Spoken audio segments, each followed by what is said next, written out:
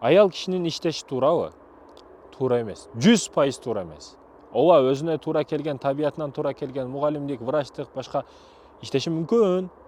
Жалаң аялдардыга тиешелүү маселелерде. Бирок эркектер боло турган жерлерде, ошол эле заправкаларда машина менен көбүнчө эркектер келет бул жергечи. Бензин куюп аткан ошол кыз да, байкуш карындашыбыз. Ошол маселелерде иштешине мен 100% каршымын.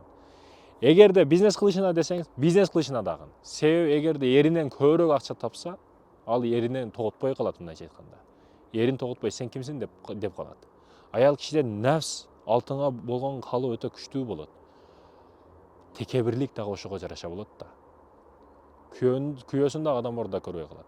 Эркек киши эгерде акча таап жакшына эме болуп калса, кедейдин кызы сулуу болсо, имандуу болсо үйлөнө берет. Аял киши көп акчалуу болуп калса, эч качан кедейдин жигитиге турмушка чыгамын, дебейт.